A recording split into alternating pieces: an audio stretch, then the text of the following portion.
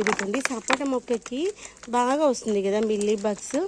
ఇలా వచ్చినప్పుడు మనము రైస్ వైన్ ఇచ్చాం కదా లాస్ట్ టైము, ఇలా మిల్లీ బగ్స్ ఉన్నప్పుడు రైస్ వైన్ దాంతోపాటు ఇలా నీమ్ ఆయిల్ స్ప్రే చేస్తూ ఉంటే మొక్కలో చాలా మార్పులు అయితే వస్తాయి.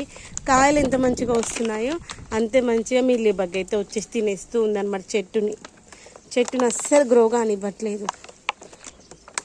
నూరు వరహాల మొక్కలకు మనం ఇండోర్ ప్లాంట్స్కి అన్నింటికి వేసుకుందాము. ఇదిగోండి మనకి మొన్న దాకా మంచిగా వచ్చినాయి కదా కనకాంబరాలు, ఇప్పుడు కొంచెం తగ్గిపోయినాయి. అలాంటి టైంలో మనం లిక్విడ్ పోషకాలు ఇస్తూ ఉంటే మంచిగా వస్తాయి. తర్వాత ఇక చూడండి దానిమ్మకాయలు చాలా రాలిపోతూ ఉన్నాయి కదా, ఎందుకంటే మనకి ఇచ్చేది చిన్న మొక్క కదా, ఎక్కువ కాయలు కూడా ఉండొద్దు, తక్కువ ఒక 5, 6 ఉంటే సరిపోతుంది. ఆ కాయలు మంచిగా వస్తాయి అన్నమాట, లోపల సీడ్స్ అనేవి ఫార్మేషన్ బాగా వస్తాయి. చెట్టు నిండా అయితే చూడండి ఎంత మంచిగా వచ్చినాయి కాయలు, ఒక్కసారి చూపిస్తే చూడండి చెట్టు నిండా కాయలు వచ్చాయి. దీంట్లో నేనైతే ఒక 5